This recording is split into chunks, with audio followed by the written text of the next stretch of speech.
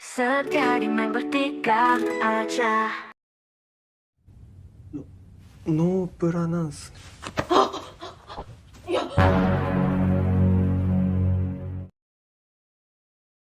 Di sebuah kamar apartemen, tinggallah seorang pria bernama Yohei dengan kekasihnya yang bernama Rena.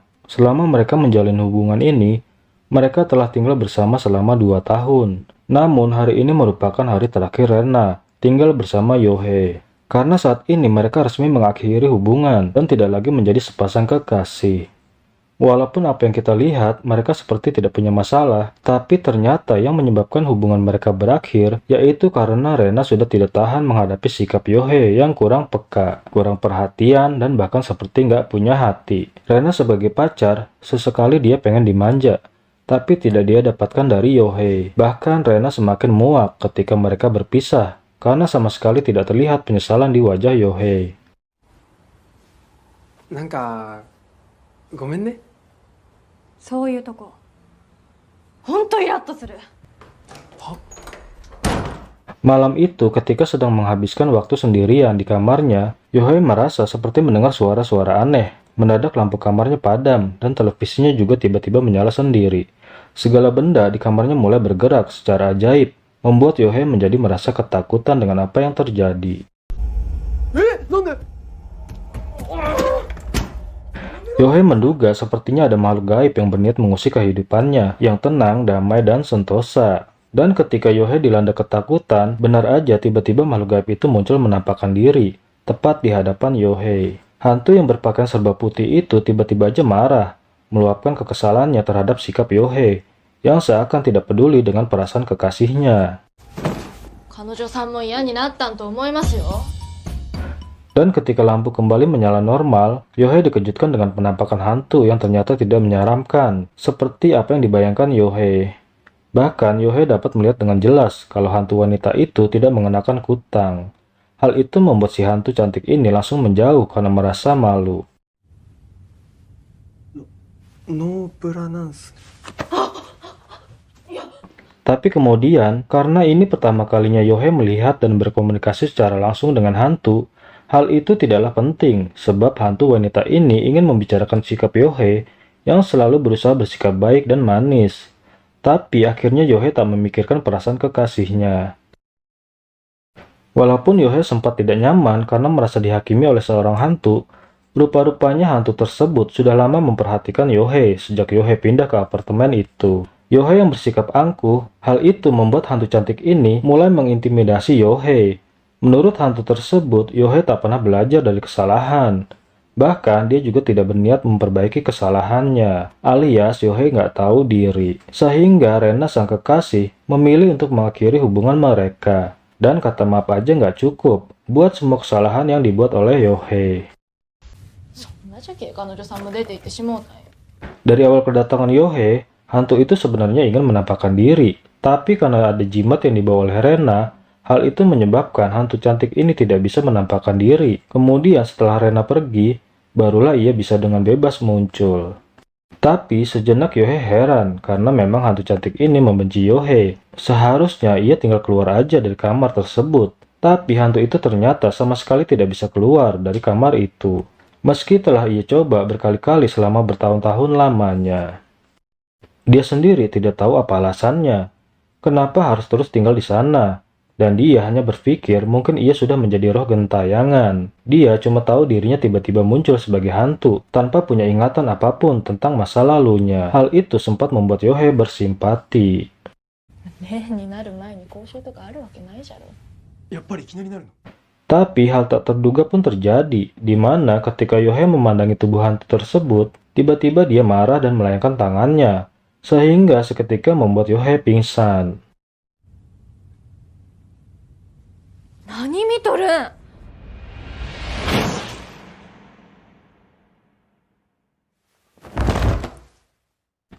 Lalu di pagi harinya, Yohei terbangun sambil menyatukan alam bawah sadar mengingat kembali apa yang telah terjadi, dan dia menemukan pipinya sudah mengalami luka lebam. Dan saat di kantor, rekan kerjanya yang bernama Kanan sempat penasaran dengan luka yang ada di pipi Yohei, di mana ia mengira Yohei sedang berantem dengan pacarnya. Tapi saat itu juga Yohei langsung menampiknya.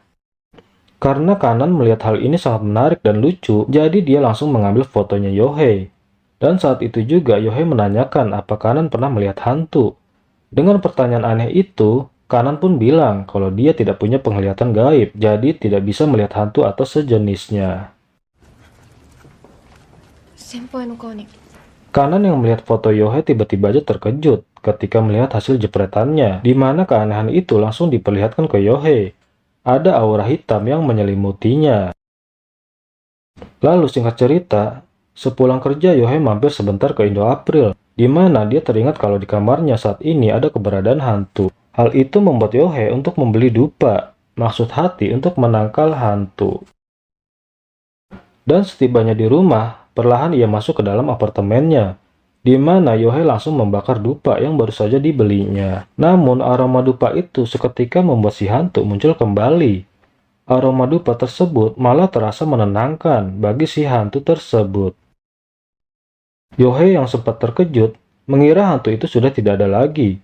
Namun gadis itu bilang kalau dia sudah tinggal lama di kamar itu, jauh sebelum Yohei datang. Dengan kemunculannya secara tiba-tiba, hal itu membuat Yohei protes karena sempat membuatnya ketakutan. 急に出てこられるとびっくりすんなよ。まだ接続が不安定なんですよ Wi-Fi かよ。 Lalu keesokan harinya, Yohei pergi mengunjungi agen properti, di mana dia ingin menanyakan sesuatu tentang kamar apartemennya. Sesuatu yang telah terjadi atau kejadian yang Yohei tidak ketahui. Sebab beberapa hari belakangan ini dia mulai mengalami kejadian mistis. Yohei beranggapan kalau properti yang dia tinggali angker. Tetapi agen properti itu seakan menutupi dengan bilang tidak tahu, seakan ada sesuatu yang disembunyikan. Hal itu membuat Yohei menjadi penasaran dan tak puas dengan jawaban yang diberikan. Dan karena tidak mendapatkan apa-apa, Yohei pun memutuskan untuk pulang.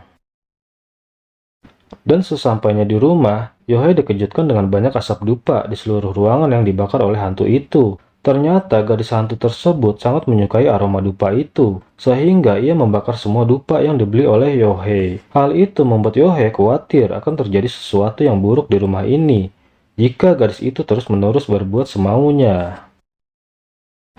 Lalu singkat cerita, Yohei yang sedang pulas tidur, dia dikejutkan dengan keberadaan gadis hantu yang muncul secara tiba-tiba. Hal itu membuat gadis hantu tersebut merasa sedih. Ia tidak paham mengapa Yohei jadi semarah itu kepadanya. Padahal dia berada di rumah ini bukan karena keinginannya sendiri. Bahkan kalau saja bisa pergi, mungkin sudah sejak lama ia akan melakukannya.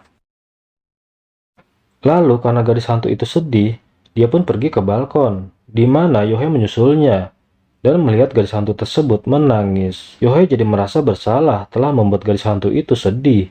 Sehingga saat itu juga Yohei langsung meminta maaf karena tidak memikirkan perasaannya. Dan di sini pun terkuak bahwa gadis hantu tersebut sangat suka menghabiskan waktu di sana. Sebab buatnya balkon adalah satu-satunya tempat yang punya akses ke dunia luar. Dari sini dia bisa melihat pemandangan yang sangat indah. Kemudian Yohei menanyakan sesuatu tentang dirinya, di mana dia tidak sepenuhnya kehilangan ingatan, tapi ada beberapa potongan kenangan yang diingat gadis itu. Kemudian soal nama, yang diingat gadis hantu itu, di namanya ada huruf A dan huruf I, dan dua huruf itu Yohei memberi nama gadis itu dengan sebutan Aisuke. Meski terdengar seperti nama hewan, tapi gadis itu menyukai nama yang diberikan Yohei.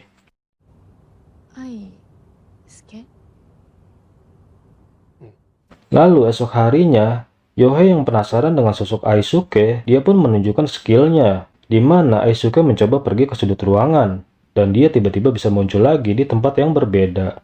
Hal itu membuat Yohei sangat kagum, walaupun apa yang dilakukannya itu butuh energi dan bisa melelahkan. Oh!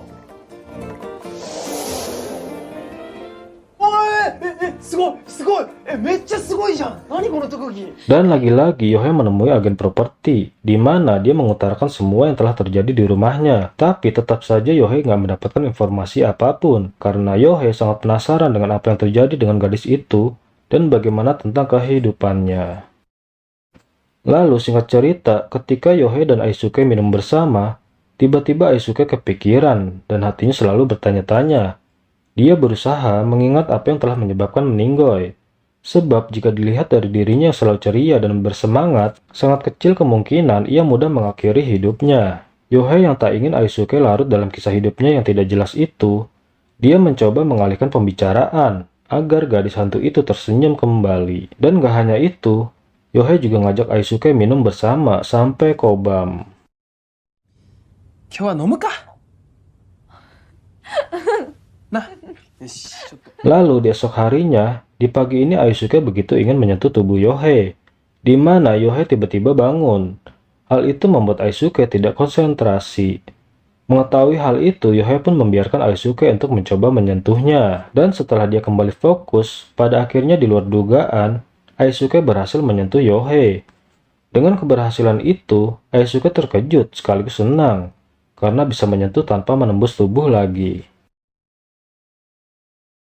Lalu tibalah suasana berubah, di mana mereka saling merasakan.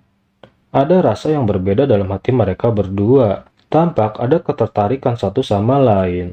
Tapi hal itu mereka tepis. Aisuke pun menyuruh Yohei untuk berangkat kerja. Tapi apapun itu, Yohei berterima kasih karena berkat kehadiran Aisuke, saat ini ada sosok yang selalu perhatian. Dengan mengingatkan Yohei untuk pergi bekerja, dan hal itu juga dirasakan oleh Aisuke.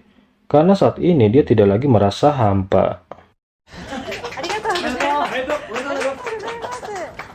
Lalu singkat cerita, sepulang kerja, saat ini Yohei sedang menghadiri acara perpisahan rekan kerjanya, di mana Kanan yang tahu Yohei sudah putus dengan kekasihnya, dia mulai berusaha mendekati Yohei. Kanan bilang kalau dia baru saja putus dari pacarnya, yang katanya mantan pacarnya itu sangat mirip dengan Yohei. Tapi seperti biasa, Yohei yang kurang peka tidak menganggap serius ucapan Kanan itu. Lalu setelah acara selesai, Yohei pun pulang dengan berjalan kaki. Tapi sewaktu Yohei dalam perjalanan pulang, Yohei dikejutkan dengan teman kantornya, yaitu Kanan. Di mana Kanan saat ini belum pengen pulang. Dia memilih untuk mampir ke apartemennya Yohei. Tak punya alasan dan tak enak hati kalau harus menolak. Jadi ya udah, akhirnya Yohei mengiyakan aja keinginan teman kantornya itu. Dan saat memasuki apartemen, Kanan heran kenapa aroma di sana tercium seperti di rumah neneknya. Hal itu mungkin karena di sana ada keberadaan Aisuke yang merupakan arwah gentayangan. Dan Kanan sendiri sama sekali tidak tahu dan tidak dapat melihat wujud Aisuke. Merasa kurang nyaman dengan kehadiran Kanan, Yohei berpesan supaya Kanan segera pulang setelah menghabiskan minumannya. Tapi wanita itu justru tak mau pulang dan ingin terus berduaan dengan Yohei. Di sisi lain, Aisuke hanya terdiam saat mendengar keduanya sedang bermesraan. Hingga akhirnya terjadi sesuatu yang tak terduga, hingga membuat mereka terkejut ketika Kanan akan mulai melancarkan aksinya. Mendadak lampu di ruangan itu mati. Penampakan sosok Aisuke langsung membuat Kanan bersembunyi karena ketakutan. Tanpa disadari, kejadian ini di luar pengetahuan Aisuke sendiri, di mana dia sebenarnya tidak ingin menakut-nakuti Kanan. Dia berusaha mencari tempat untuk menyembunyikan diri, tapi itu malah membuat telinga Kanan berdenging kencang.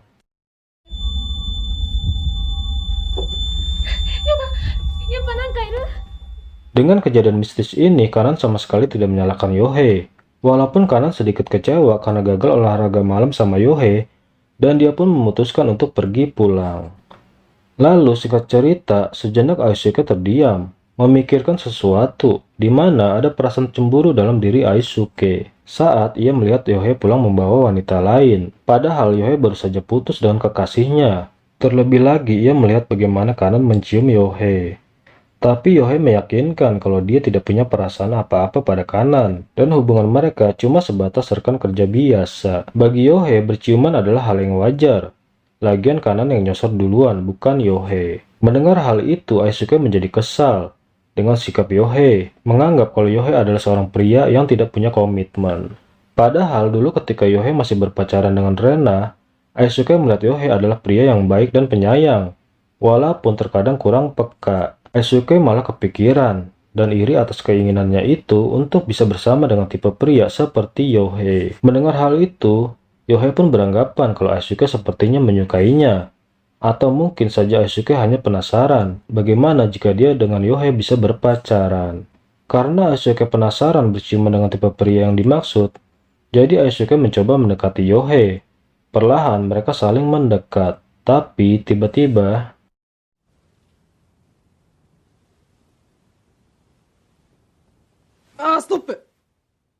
sontak Yohei terkejut ketika mendorong tubuh Aisuke, di mana sekarang dia justru dapat menyentuh tubuh Aisuke yang seorang hantu. Dan untuk pertama kalinya ada manusia yang mampu menyentuhnya. Hal itu membuat Aisuke merasa sangat gugup dan meninggalkan Yohei. Singkat cerita, keesokan harinya di tempat kerja, Kanan kembali menghampiri Yohei, di mana ia ingin membicarakan perihal kejadian kemarin malam. Kalau di kamar itu, dia melihat dengan jelas ada seekor hantu. Walaupun Yohei merasa baik-baik aja, tapi Kanan kemudian menyarankan Yohei untuk melakukan sesuatu, yaitu melakukan pengusiran roh halus dan akan mengenalkan Yohei dengan bibinya yang seorang paranormal. Dan ketika Yohei sudah berada di rumah, ditemani oleh Aisuke, dia mulai merenungkan bagaimana kehidupannya nanti jika seandainya Aisuke benar-benar pergi setelah dia melakukan sesuatu atas saran dari rekan kerjanya. Karena dengan bisa menyentuh Aisuke, rasanya seperti tidak ada bedanya antara menyentuh arwah dengan manusia yang masih hidup. Begitu juga dengan apa yang dirasakan Aisuke. Baginya bisa saling bersentuhan dengan manusia, apalagi sampai memeluknya, adalah hal yang paling membuatnya bahagia.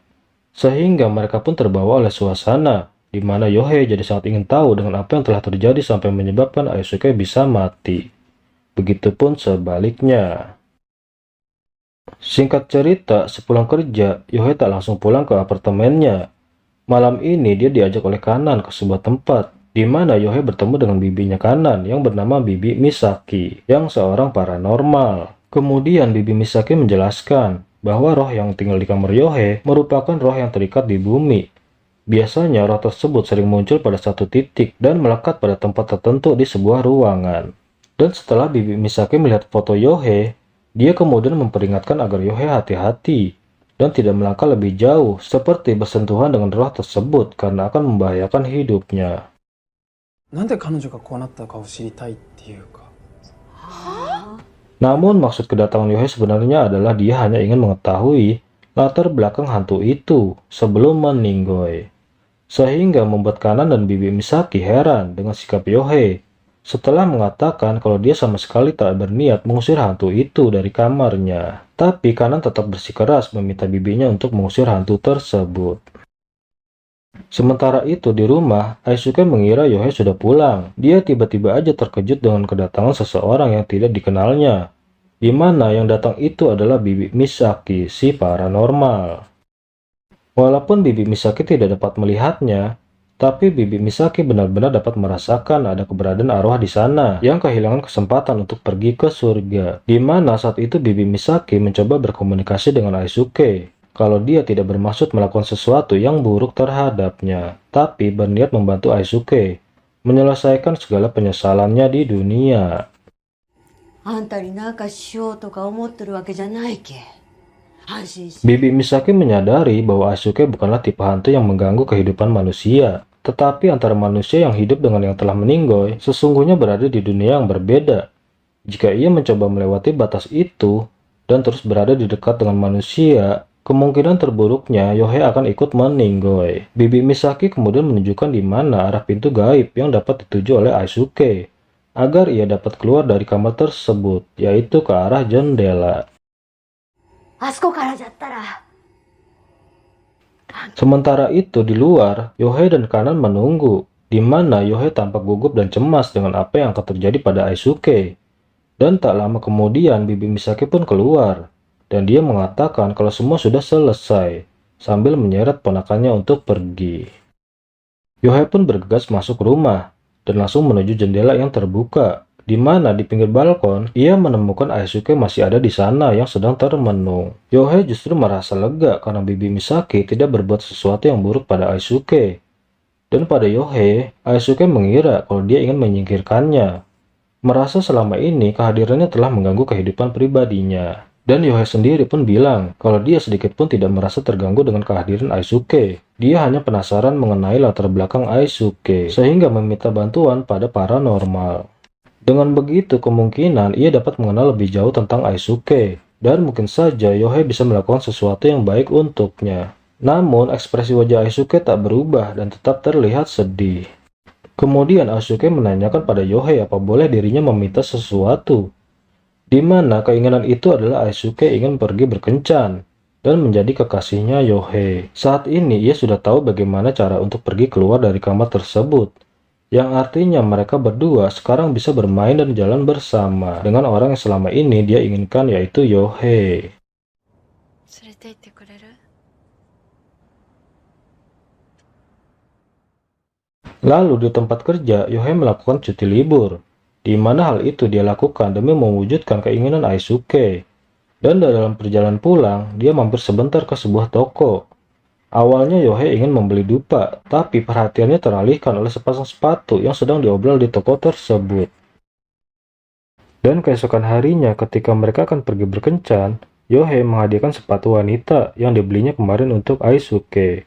Menurutnya bukan ide yang baik untuk Aisuke jika ia harus keluar dengan tanpa alas kaki seperti itu. Hadiah dari Yohei yang membuat Aisuke sangat senang. Selain karena bentuknya imut, ukurannya juga pas saat dipakai. Mungkin terkesan sederhana, tapi perhatian seperti inilah yang paling Aisuke kagumi dari Yohei. Sugoi.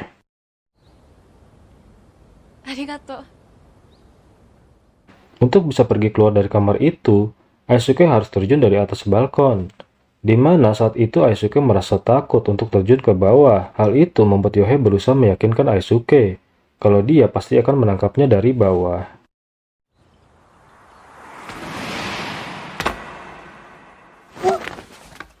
Dan ternyata semua ucapan Bibi Misaki yang paranormal itu benar adanya.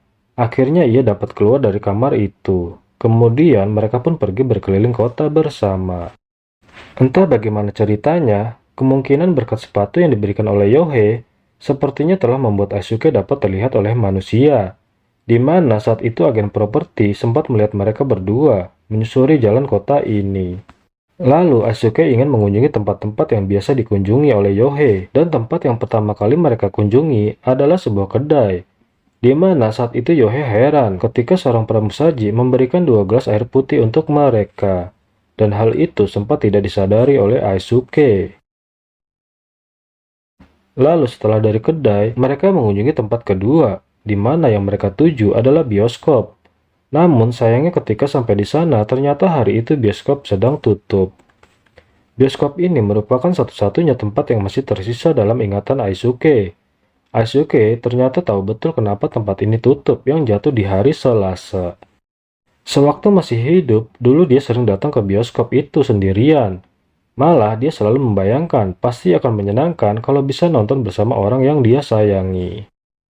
Melihat wajah Aisuke yang murung, penuh dengan rasa kecewa, Yohei pun berusaha menghiburnya. Kalau mereka nanti masih bisa mendatangi bioskop itu di hari yang lain, Yohei pun berjanji akan ajak Aisuke pergi ke sana lagi. Lalu tempat terakhir yang ingin dikunjungi Aisuke adalah dia ingin melihat laut. Di sana Aisuke mengucapkan rasa terima kasihnya atas semua kebahagiaan yang ia berikan. Di tempat ini Aisuke tiba-tiba telah mengingat banyak hal. Terlintas begitu saja dalam pikirannya, tapi hal itu membuat Aisuke tidak peduli lagi, karena saat ini ada Yohei yang bisa membuatnya bahagia. Kemudian Aisuke ingin memberikan sebuah pelukan kepada Yohei, di mana akhirnya mereka meluapkan perasaan satu sama lain, hingga membuat Aisuke menangisi kebahagiaan yang seakan berakhir. Dan karena sudah mencurahkan perasaannya masing-masing, akhirnya mereka pun memutuskan untuk pulang. Bagi Aisuke, hari ini adalah hari yang sangat menyenangkan dan tidak akan pernah ia lupakan. Lalu sekembalinya mereka di apartemen, Yohei yang saat itu tertidur pulas, Aisuke pun menghampirinya. Ada sesuatu yang penting yang ingin disampaikan oleh Aisuke, di mana Aisuke mengucapkan selamat tinggal kepada Yohei. Saat ini Aisuke berpikir seperti yang pernah dikatakan oleh paranormal, mungkin kedekatan mereka justru akan membahayakan hidup Yohei. Dan itu akan menimbulkan penyesalan lain dalam diri Aisuke jika sampai terjadi sesuatu yang buruk pada Yohei. Meski begitu, setidaknya ada banyak kebahagiaan yang telah diberikan untuknya, dan dia saat ini bisa beristirahat dengan damai. Perasaan cinta yang begitu tulus menyebabkan Aisuke tidak sanggup mengucapkan selamat tinggal secara langsung pada Yohei. Kata sederhana namun ternyata begitu sulit diungkapkan kepada seseorang yang paling disayangi. Dan untuk yang pertama dan terakhir kalinya, Aisuke memberikan ciuman perpisahan kepada Yohei. Berharap suatu saat mereka berdua dapat berjumpa kembali. Dan pada akhirnya Aisuke pun pergi dengan membawa sepenggal kisah manis mereka berdua. Dan di pagi harinya, sewaktu Yohei bangun tidur, dia pun tersadar ketika tidak ada keberadaan Aisuke, di mana Yohei mencoba mencarinya. Namun dimanapun ia mencari keberadaan Aisuke, Yohei tidak dapat menemukannya. Kemudian Yohei menghampiri kediaman Bibi Misaki, sang paranormal, di mana Yohei menanyakan tentang keberadaan Aisuke. Bibi Misaki pun menduga kemungkinan hantu itu telah pergi ke surga. Bersyukur hal itu membuat Yohei tidak mengalami hal yang buruk yang bisa saja akan membahayakan hidupnya Yohei. Bibi Misaki menjelaskan, tidak seharusnya Yohei membiarkan wanita itu tetap menjadi hantu, sebab kepergiannya ini sudah keputusan Aisuke sendiri. Tetapi, karena Yohei masih belum rela, ia pun mendatangi bioskop, tempat dia dan Aisuke janji bertemu. Ia terus menunggu sampai bioskop itu tutup, namun tak juga menemukan Aisuke di sana. Seakan kebahagiaannya terenggut secara tiba-tiba. Merasa putus asa, Yohei kembali menemui agen properti sebagai satu-satunya harapan terakhir agar pria itu mau memberitahu tentang siapa gadis yang dulu tinggal di kamarnya. Meski informasi ini adalah ranah pribadi yang tidak boleh dibocorkan, tapi karena Yohei terus-menerus memohon, pria itu akhirnya memberitahukan tentang identitas gadis itu. Dan di esok harinya Yohei berziarah ke makam Aisuke, di mana saat itu di sana ia akhirnya tahu siapa nama asli dari Aisuke, yang ternyata adalah bernama Arai. Di depan makam Aisuke, Yohei pun mencurahkan semuanya, dan satu hal yang paling Yohei sesalkan adalah kenapa Aisuke tidak berpamitan padanya, dan langsung menghilang seolah pertemuan mereka selama ini serasa seperti mimpi. Namun Yohei memilih percaya bahwa sosok Aisuke itu benar-benar nyata. Segala kenangan dan waktu yang telah mereka habiskan bersama, semua itu bukanlah mimpi dan selamanya akan selalu dikenang. Dan sejak hari itu Yohei menjalani hidup normalnya. Kanan yang dulu pernah mendekatinya sekarang sudah punya kekasih lain. Tapi Yohei sama sekali tidak peduli. Lalu singkat cerita, setelah bertahun-tahun tinggal di kamar apartemen itu, akhirnya tiba saatnya Yohei harus pindah untuk pergi dari sana. Ingatan tentang kamar itu mungkin perlahan akan hilang, tapi tidak dengan kenangannya. Belasan tahun pun berlalu, di mana saat ini Yohei datang ke bioskop seorang diri. Dan tanpa diduga, ternyata ada seorang gadis yang masih berstatus pelajar, datang dan duduk di sampingnya. Dan gadis itu pun tampak tersenyum ketika melihat Yohei. Bahkan matanya tak lepas memandangi Yohei. Gadis berambut pendek berwajah manis yang sangat mirip dengan Aisuke. Kemungkinan Aisuke yang sudah beristirahat dengan damai telah bereinkarnasi atau terlahir kembali menjadi gadis tersebut. Dari film ini kita bisa belajar bahwa cinta adalah perasaan yang indah. Tetapi tidak semua cinta ditakdirkan untuk bersatu. Cinta tidak selalu harus memiliki. Belajar menerima kenyataan adalah bagian dari perjalanan hidup. Berdamailah dengan masa lalu agar bisa melangkah maju.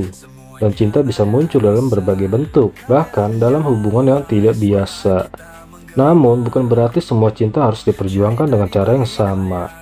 Akhir kata, saya Rex ucapkan makasih. Segenap jajaran yang bertugas kami ucapkan undur diri. Sampai jumpa di video selanjutnya. Bye-bye.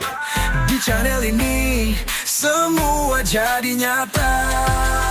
Mai bertiga aja, yuk kita jelajah. Film Jepang, kisah yang indah, kumpulkan cerita, berbagi makna. Di sini kita bersatu dalam dunia maya.